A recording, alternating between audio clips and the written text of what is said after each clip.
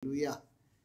Pagi ini kita akan dengarkan khotbah atau firman Tuhan dengan judul Kenapa Harus Baca Alkitab. Saya tidak mau bertanya siapa yang tiap hari baca Alkitab, enggak, saya enggak akan tanya begitu, ya. Tapi saya percaya saudara semua tiap hari baca Alkitab. Amin. Haleluya. Nah, tapi kita harus jawab pertanyaan ini. Kenapa kita harus baca Alkitab? Apalagi tiap hari. Nah, kalau baca sesekali aja ya nggak apa-apa lah. Apalagi cuma setahun sekali. Apalagi cuma sebulan sekali. Ya nggak apa-apa.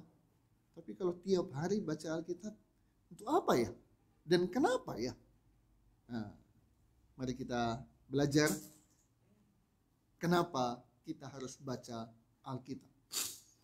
Ada tiga alasan kenapa kita harus baca Alkitab. Alasan pertama, kita buka di Yesaya 34. Yesaya 34.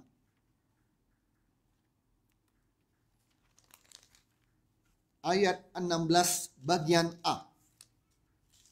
Yesaya 34 ayat 16 bagian A saja. Kenapa kita harus baca Alkitab? Mari kita lihat. Kita baca bersama-sama, keluarkan suara. Ya. Yesaya 34 ayat 16 bagian A. Kenapa kita harus baca Alkitab? 1, 2, 3. Carilah di dalam kitab Tuhan dan baca. Amin. Bagian A saja. Carilah di mana? Di dalam kitab Tuhan. Setelah ketemu, tinggalkan? Biarkan? Tidak. Setelah ketemu bagaimana? Baca. Jadi alasan pertama kenapa kita harus baca Alkitab adalah ada perintah untuk cari, temukan, dan baca. Namanya perintah, saudara, hanya dua pilihan. Dilakukan atau dilanggar. Saya percaya kita bukan orang-orang yang melanggar firman Tuhan. Kita bukan orang-orang yang melanggar perintah Tuhan. Kalau Tuhan suruh ke kanan, kita ke kanan. Tuhan suruh ke kiri, kita ke kiri. Tuhan suruh lurus, kita lurus. Tuhan suruh berhenti, kita harus berhenti. Apa yang Tuhan suruh, apa yang Tuhan perintah, itu yang harus kita lakukan. Nggak ada pilihan. Ya, nggak ada pilihan. Sekali perintah, laksanakan. Siap, gerak. Nggak ada bantahan. Di dunia kemiliteran, Bapak Ibu sekalian, ada sesuatu yang ekstrim. Begini, komandan perintahkan tembak, maka prajurit atau bawahan harus lakukan apa? Tembak. Nah, ekstrimnya begini malah. Bukan di dalam peperangan nembak musuh. Ketika komandan bilang, tembak si itu, temanmu misalnya. Maka dia tanya, kenapa komandan? Apa alasannya komandan? Enggak. Sekali perintah dikeluarkan, yang ada adalah taat. Turun. Nah itu di dunia kemiliteran. Bawahan harus taat pada perintah atasan tanpa harus bertanya, tanpa harus memberi alasan. Tolong berikan alasan komandan, kenapa begini, kenapa begitu? Enggak ada. Di militer diajarkan dan dilatih hanya ada satu perintah, laksanakan. Nah, kita lebih taat pada komandan atau taat kepada Tuhan? Itu pertanyaannya kan. Harusnya kita lebih taat kepada Tuhan. Dia Tuhan dan Juru Selamat kita. Jadi alasan pertama adalah ada perintah untuk cari, temukan, baca. Nah karena itu saya sudah siapkan. Suatu ketika saya disadarkan oleh Tuhan, warisan terbaik yang kita berikan kepada anak istri kita apa? Uang? Harta?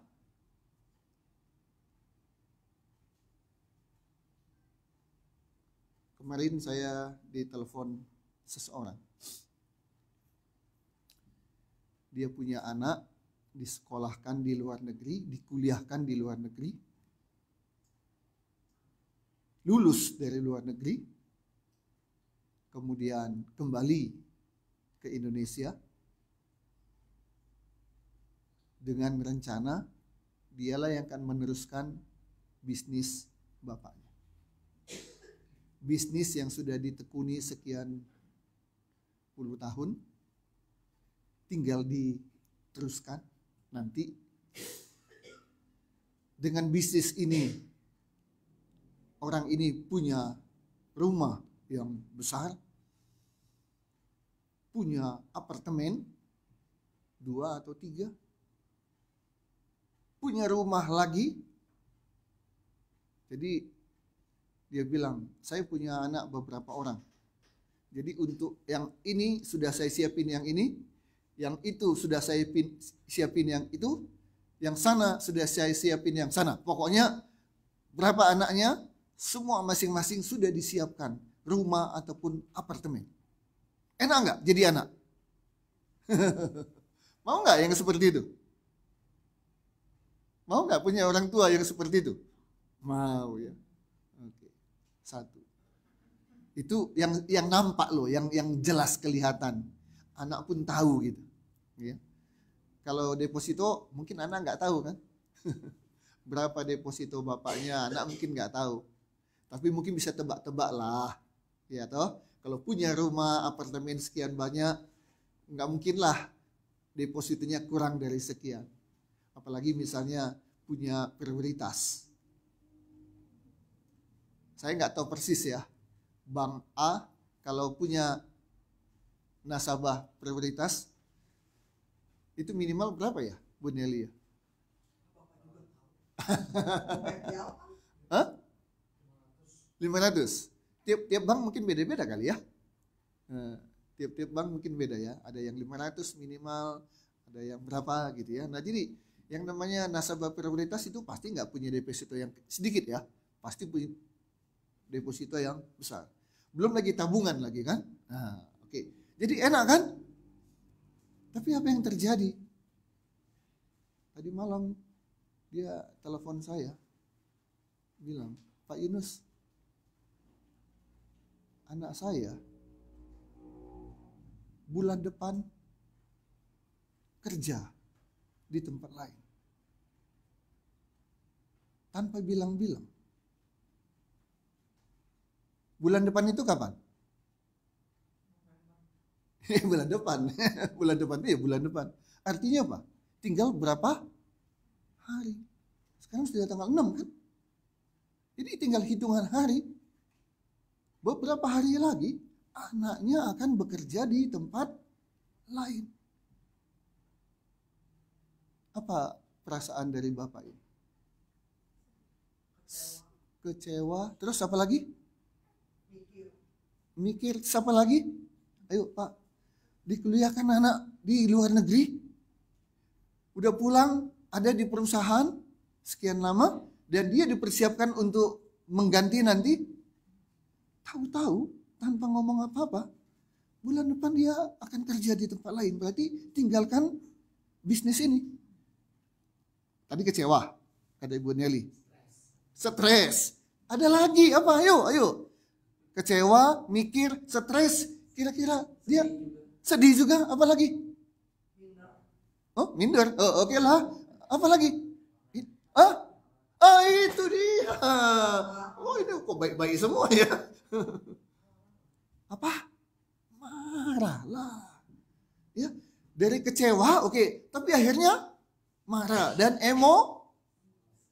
Bayangkan anak dari kecil sampai gede dikuliahkan di luar negeri dengan biaya yang tidak sedikit.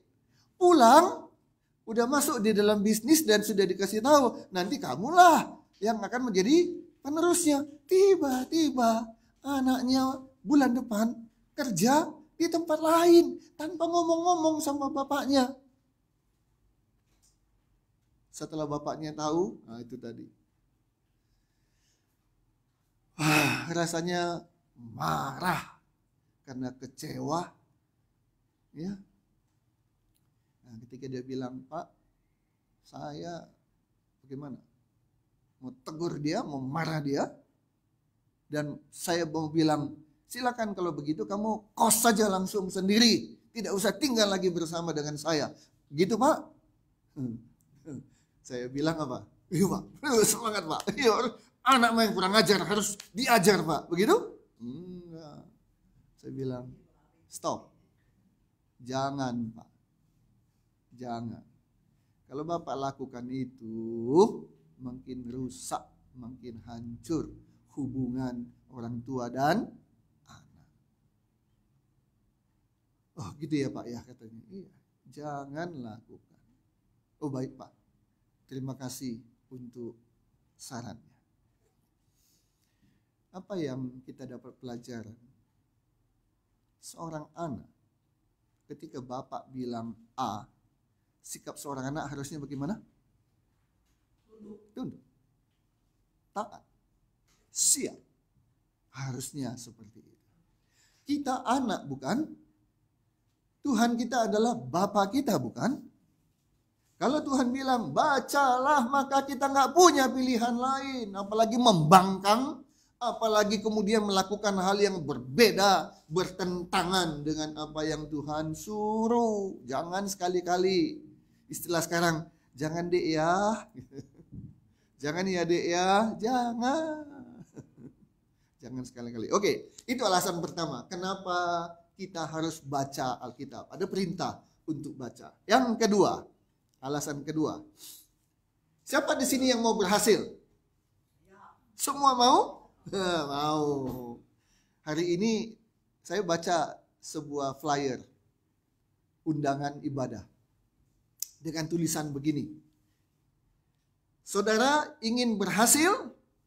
Mari beribadah bersama dengan kami. Wah, Anda ingin berhasil? Ayo ikut ibadah bersama kami. Artinya dia bilang, kalau ibadah bersama dengan kami, saudara akan berhasil. Wah, ya, satu undangan yang menarik ya. Kalau ibadah di situ menjadi orang yang berhasil. Wah, kita semua tentu ingin berhasil, betul ya? Tadi sudah angkat tangan.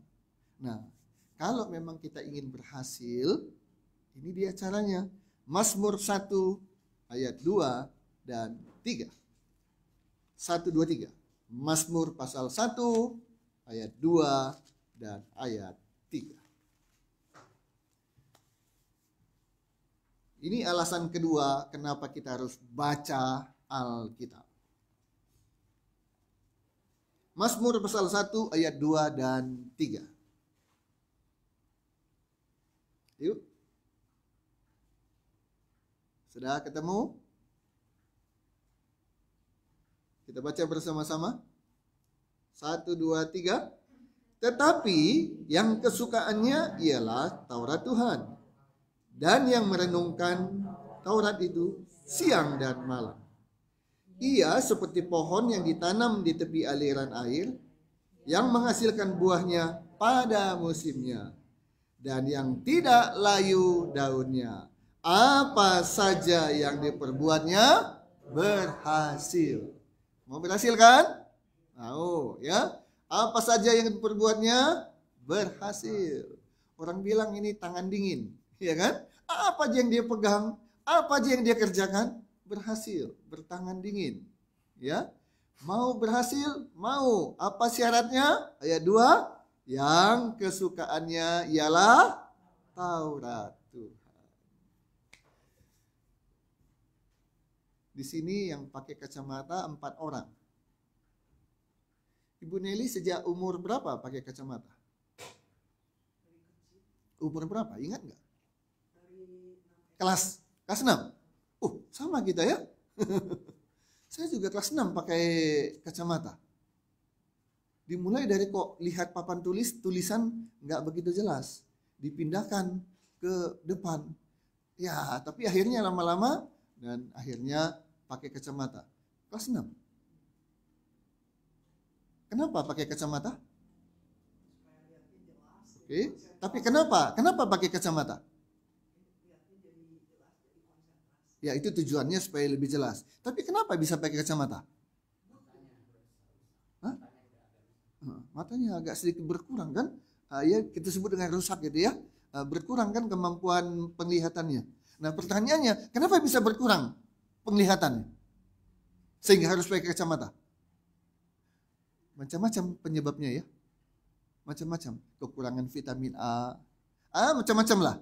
Tapi ada satu penyebab. Tahu nggak kenapa pakai kacamata? Ayo. Hah? Yesus kenapa pakai kacamata? Nonton TV. Ya nonton TV. Akhirnya mata jadi berkurang penglihatan. Ada lagi apa? Oh, itu Gio pakai kacamata juga? Sering baca di tempat yang gelap. Jadi mata itu dipaksa untuk bekerja lebih keras. Akhirnya ya mungkin turun. Oke, apa lagi? Matanya sampai lelah. Oke. Tanya saya dong, kalau saya kenapa pakai kacamata di usia masih muda ya, kelas 6 SD? Penyebabnya, rahasianya saya pakai kacamata adalah karena Kopingho. Sama, tadi nggak ngaku. Siapa di sini yang satu jurusan, satu perguruan sama saya? Perguruannya Kopingho. Aduh. Yang repot, yang salah gitu ya. Malam-malam baca sambil tidur. Nah, itu katanya tidak boleh. Ya. Nah, saking saya kecanduan baca Kopingho, saya bawa Kopingho-nya ke sekolah. Pada pelajaran yang tidak menarik, saya taruh. Kopingho kan kecil kan? Nah, buku kan besar kan? Nah, saya taruh di buku seolah-olah saya sedang membaca buku.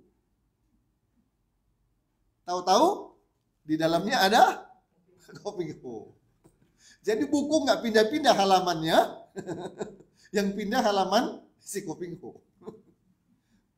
Dan teman saya lapor,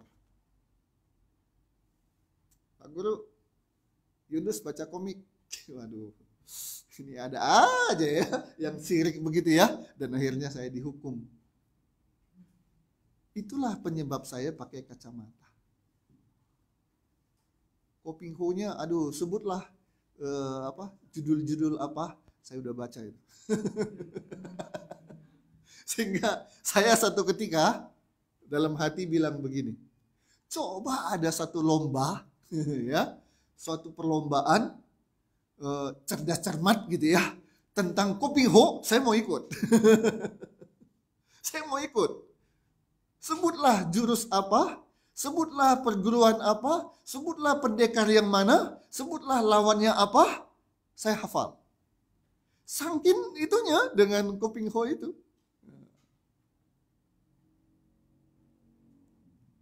Ada orang ya seperti saya, kecanduan baca cerita. Cerita gambar itu artinya yang ada gambarnya. Yan Bintaraga, Hans, macam-macam. Waktu SD saya udah baca itu. Kemudian cerita silat tanpa gambar, tulisan semua. Itu ada Kopingho, ada Gan KL, macam-macam. Ya, tapi saya jurusannya Kopingho lah. Kopingho. Tapi sayang ya, orang kalau baca Alkitab, baru baca beberapa ayat saja, udah ngantuk, malas, kesel. Tapi ditanya, mau berhasil? Mau. Siapa mau berhasil? Saya. Tapi baca Alkitab, malas. Padahal dikatakan di sini, dan yang tidak layu daunnya, apa saja yang diperbuatnya, berhasil. Kenapa bisa begitu? Nah, karena kesukaannya ialah bukan Kopingho. Yang kesukaannya ialah Taurat Tuhan, Alkitab. Kalau mau berhasil, baca Alkitab. Berhasil dalam segala hal. Ya, baca Alkitab. Itu alasan kedua. Kenapa kita harus baca Alkitab? Alasan ketiga. Nah, ini yang penting, saudara. Ya, ini yang penting, makanya saya sampaikan yang terakhir. bukan yang pertama. Biasanya kalau 1, 2, 3 udah terakhir kembali. Yang pertama tadi apa ya? Lupa. Oke, ini yang ketiga, ini yang paling penting. Kita di dunia ini adalah musafir, sedang melakukan perjalanan, betul? Kita nggak akan selamanya berada di dunia ini, betul?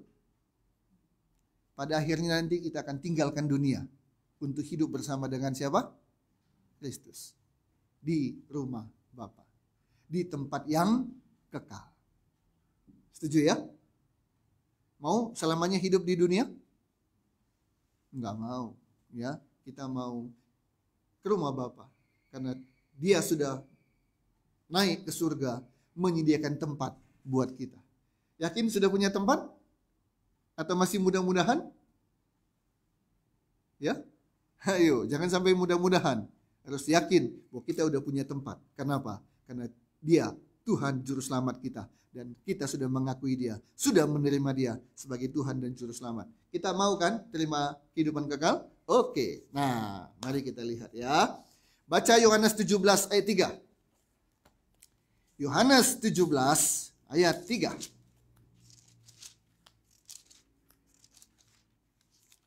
Yohanes 17 ayat 3. Berbunyi begini, 1, 2, 3. Inilah hidup yang kekal itu. Ya, inilah hidup yang kekal itu. Apa itu? Yaitu bahwa mereka mengenal Engkau, satu-satunya Allah yang benar, dan mengenal Yesus Kristus yang telah Engkau utus. Perhatikan. Mau hidup kekal? Mau. Hidup kekal caranya apa? Mengenal siapa? Kristus. Mengenal Allah, mengenal Yesus. Satu-satunya Allah yang benar. Ya. Ini syarat saudara. Ini syarat. Mau hidup yang kekal, bukan beli tiket di loket. Tapi mau hidup kekal, syaratnya kenali siapa itu Yesus. Jangan cuma tahu ya, kenal. Beda tahu dengan kenal, oke? Mau hidup kekal, harus kenal Yesus. Buka Hosea 4 ayat 6. Hosea 4 ayat 6. Ya. Yohanes 17 ayat 3 katakan, mau hidup kekal, syaratnya kenal Allah, kenal Tuhan, kenal Yesus Kristus. Nah, sekarang buka Hosea pasal 4 ayat 6. Kita baca bersama-sama. Hosea 4 ayat 6. 1, 2, 3. Umatku binasa karena tidak mengenal Allah. Was. Yohanes 17 ayat 3 katakan, mau hidup kekal, kenali Allah. Kenali Tuhan, kenali Juru Selamat kita, Yesus Kristus. Kalau kita nggak kenal Dia, Hosea 4 ayat 6 katakan apa? Binasa karena tidak mengenal Allah. Jadi hati-hati ya. Hati-hati. Hati-hati. Tidak kenal dengan Tuhan, binasa. Kenal dengan Tuhan, hidup kekal selama-lamanya. Jadi nggak ada pilihan lain, kita harus mengenal Dia. Nah, pertanyaannya, bagaimana kita bisa mengenal Allah, mengenal Yesus, supaya kita punya hidup kekal dan bukannya binasa? Buka Yohanes pasal 1 ayat 1. Bagaimana kita mengenal Allah supaya hidup kita hidup yang kekal, bukan hidup yang binasa? Yohanes Yohanes 1 ayat 1.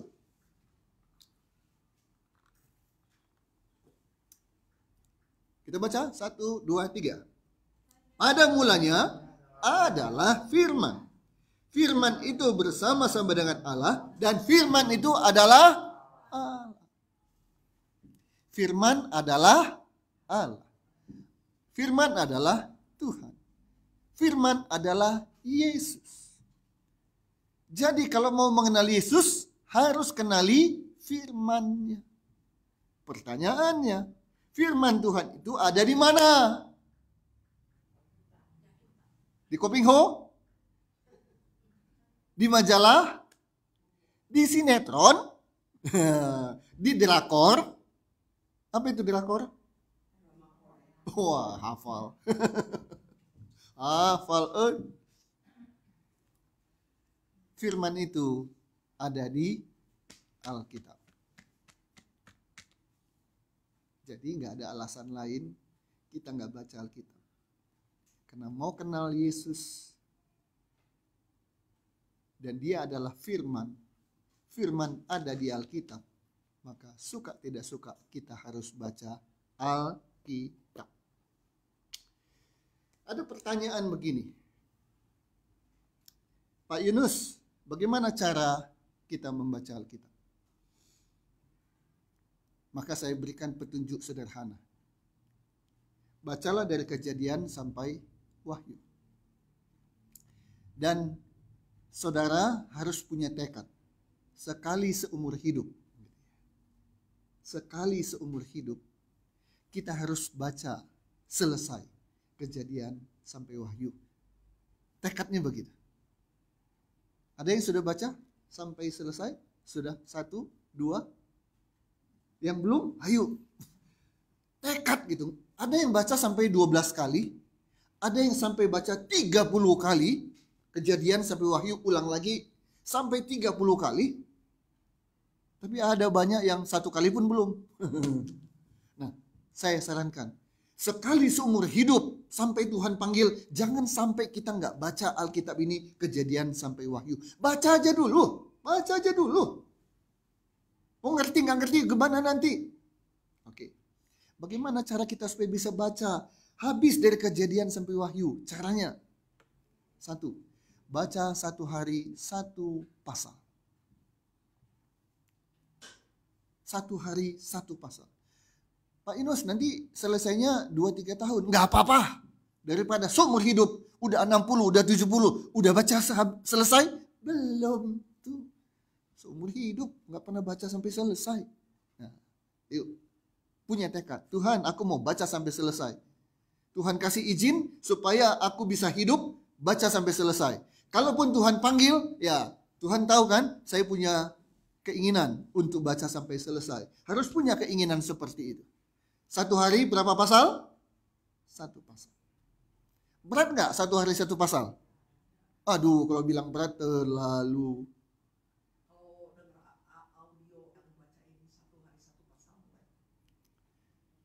Ya, tadi yang disebutkan suruh dengarkan atau suruh baca? Sama? Ya, kalaupun misalnya karena satu dan lain hal, contoh, maaf, orang buta, bisa baca nggak? Bisa, lewat apa? Bisa. Tuhan selalu kasih cara. Tapi misalnya ada karena satu dan lain hal gitu ya, bukan karena malas, nggak bisa baca, jadi bisa dengar, boleh. Tapi bukan berarti jadi yang lain-lain pun ikut-ikutan, dengar aja, gitu ya. Ya, boleh. Tapi kalau memang masih bisa baca, bacalah. Jangan yang lain bisa baca, masa Alkitab nggak bisa baca? Nah, kan gitu. Iya toh? Nanti nggak bisa baca beneran. Mau nggak? Oh, nggak mau. Jadi karena satu hal tidak bisa baca, nggak apa-apa. Dengarkan. Jangan udah baca nggak bisa, dengar pun nggak mau. Waduh, itu terlalu namanya ya. Oke, jadi baca 1 hari 1 pasal. Tidak berat. Ada cara kedua. 1 hari 2 pasal. Yaitu pagi baca Kejadian, malam baca Matius. Artinya pagi baca Perjanjian Lama, malam baca Perjanjian Baru. Memang lebih cepat nanti habisnya Perjanjian Baru, nggak apa-apa. Tapi pokoknya begitu. Pagi 1 pasal Perjanjian Lama, malam 1 pasal Perjanjian Baru. Ada cara yang ketiga. Apa itu? 1 hari 3 pasal. Loh, kenapa? Loh, saya mau tanya, 1 hari kita makan berapa kali? Masa baca ini aja pakai lo? Nah, jadi artinya pagi kita baca Kejadian, siang kita baca Mazmur, semua satu pasal aja. Malam kita baca Perjanjian Baru, satu pasal. Nah, saya belajar pakai prinsip no Bible, no breakfast. Jadi pagi setelah bangun, biasanya ngapain? Kebiasaan masing-masing? Langsung doa ya? Baguslah. Biasanya setelah bangun, ke toilet dulu. Ya. Nah, kadang-kadang kan nggak bisa dicegah itu kan. Jadi bangun, puji Tuhan, terima kasih Bapak sudah bangun, kemudian pergi ke toilet. Oke, setelah toilet, apa yang kita lakukan? Tadi, berdoa dan baca Alkitab. Itu jadikan prioritas dalam hidup kita. Jangan ngapa-ngapain yang lain. Jangan buka-buka, ambil handphone. Buka, ada berita apa saja, stop. Utamakan Tuhan, maka Tuhan utamakan kita. Jadi pertama kita bangun, ngapain? Alkitab. Jangan sarapan sebelum baca Alkitab. No Bible, no breakfast. Tidak baca Alkitab, tidak akan sarapan pagi. Nah, untuk yang 3 kali, pagi, siang, malam, maka siang, sebelum makan siang, kita baca satu pasal. Siang baca apa? Mazmur. Dan seterusnya ya. Nah, Mazmur 1, 2, 3, 4, dan selanjutnya. Sampai nanti ke Maliaki. Malam, sebelum tidur kita baca apa? Perjanjian Baru. Sebelum makan malam, kita bisa makan dulu, makanan rohani. Sesudah itu pun nggak apa-apa, tapi kita mau mendisiplinkan diri. Mau mengutamakan Tuhan. Tuhan, aku bersyukur untuk makan pagi, makan siang, makan malam. Tapi sebelum aku makan, aku mau makan rohani, Alkitab. Caranya macam-macam. Silakan, mau 1 pasal 1 hari, ayo. Mau 2 pasal 1 hari, pagi dan malam saja, silakan. Mau lebih lengkap, karena kita makan sehari 3 kali, kita juga baca Alkitab pagi, baca Alkitab siang, baca Alkitab malam. Ada yang tanya, kalau begitu ini dibawa kemana-mana dong? Karena siang saya nggak ada di rumah, jadi gimana? Harus dibawa? Terus di restoran harus buka Alkitab? Begitu? Tidak. Bagaimana caranya? Itu di sana gunanya handphone yang ada aplikasi Alkitab. Tapi juga jangan keterusan. Nah, saya nggak pernah bosan ini bilang kepada jemaat. Jangan karena ada handphonenya, ada aplikasi Alkitab, datang ibadah juga tidak bawa Alkitab, hanya bawa handphone. Nah, itu yang saya bilang jangan. Loh. Salahnya apa Pak Yunus? Tadi waktu makan siang pakai handphone boleh. Kok sekarang kalau ibadah jangan? Alasan saya sederhana. Sebab kalau Bapak Ibu tidak bawa Alkitab, hanya bawa handphone, dan kemudian waktu khotbah buka Alkitabnya dari handphone, ini masalahnya. Ini masalahnya. Ada jaminan nggak buka yang lain-lain? Itu aja pertanyaan saya. Saudara bisa nggak menjamin selama khotbah, selama ibadah, saudara tidak buka yang lain-lain? Nah, yang terjadi apa? Buka WA, buka medsos, entah Facebook, entah IG. Kira-kira kalau itu kita lakukan, Tuhan suka nggak? Itu. Jadi saya selalu bilang jangan bawa handphone. Handphone mah bawa aja. Mau 2, mau 3 bawa aja, nggak apa-apa. Tapi jangan waktu khotbah baca Alkitabnya pakai handphone. Itu aja. Pakailah itu waktu lain di mana kita nggak bawa Alkitab, dimanapun kita berada mau baca Alkitab bisa lewat handphone. Tapi waktu ibadah bawa Alkitabmu, jangan pakai handphone. Oke. Jadi cara baca Alkitab bisa 1 pasal 1 hari, 2 pasal sehari, bisa 3 pasal sehari. Terakhir, Pak, ini pertanyaan penting Pak. Saya udah baca Alkitab, tapi nggak ngerti, Pak. Pernah ngalami? Terus gimana? Jadi malas, Pak. Jangan pakai alasan. Hah?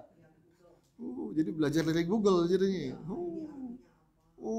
Gitu ya. Oke. Baca Yohanes 14. Yohanes 14. Ayat 26. Bagaimana kalau kita baca Alkitab tapi nggak ngerti? Yohanes 14 ayat 26. Kita baca bersama-sama. 1, 2, 3. Tetapi penghibur, yaitu Roh Kudus, yang akan diutus oleh Bapa dalam namaku, dialah yang akan mengajarkan segala sesuatu kepadamu dan akan mengingatkan kamu akan semua yang telah kukatakan kepadamu. Belajar dari siapa? Enggak, Google. Iya. Sekarang belajar dari siapa? Google bisa setiap waktu, setiap saat. Itu. Kalau lagi lowbat, ayo habis mau apa? Tapi Roh Kudus 24 jam sehari, setiap saat, setiap waktu. Google bisa salah? Roh Kudus bisa salah? Jadi nggak ada alasan lagi ya. Baca Alkitab, tapi nggak ngerti. Jadi malas. Mau ngerti nggak ngerti, baca. Waktu nggak ngerti, tanya siapa? Roh Kudus. Roh Kudus akan mengajarkan kita. Sehingga yang nggak kita ngerti, Roh Kudus akan mengajarkan kepada kita. Jadi yang penting adalah taat. Yang penting taat. Lakukan. Baca, ya baca. Mau ngerti nggak ngerti, baca. Nah, ada satu ilustrasi yang bagus. Saudara pernah makan kue? Pernah pasti. Suka makan kue? Hah? Suka. Pernah makan roti? Pernah. Suka makan roti? Suka. Pertanyaan saya, kalau saudara beli roti atau dikasih roti, saudara terima, langsung dimakan nggak? Langsung dimakan nggak? Nah, oke. Dikasih nih, ayo makan. Nah, terima. Langsung makan nggak? Ya, ini lagi bagi-bagi makanan nih, roti ini, ah, dikasih nih. Begitu terima, orang lain makan. Saudara makan nggak? Makan. Betul? Betul? Atau ada yang begini, tunggu dulu. Ini roti terbuat dari apa? Tepung. Tepungnya tepung apa? Terigu mereknya apa?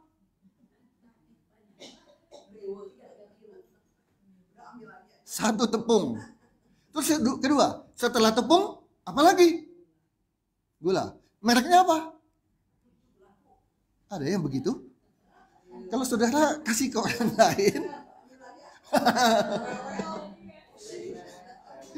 coba, coba, udah gratis, rewel deh.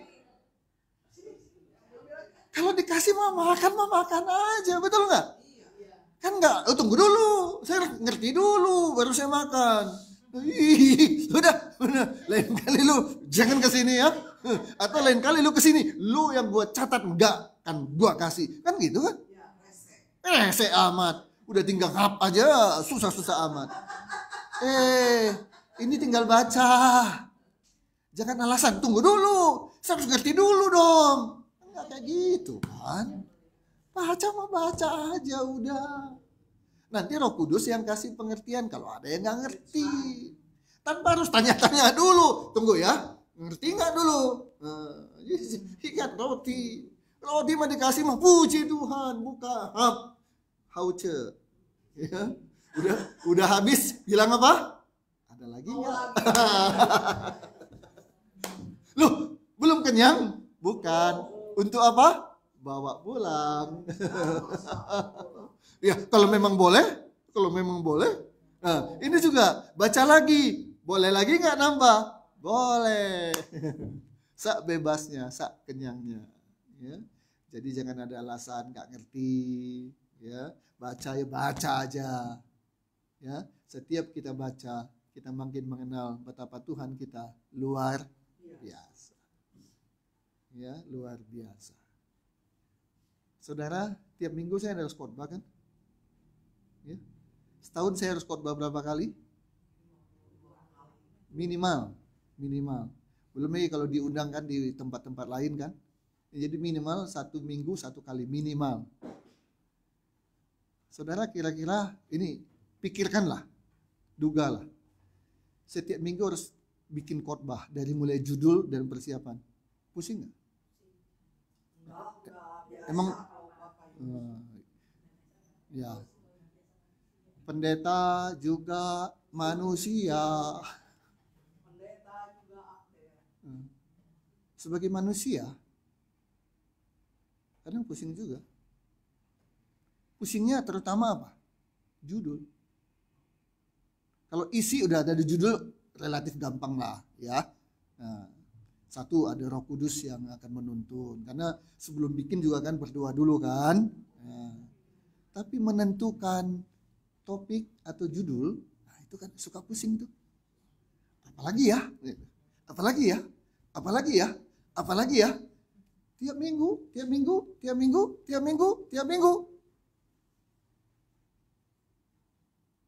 Itu manusiawi loh. Bagaimana mengatasinya? Baca Alkitab. Itu. Setiap kali baca Alkitab, Roh Kudus kasih hikmat.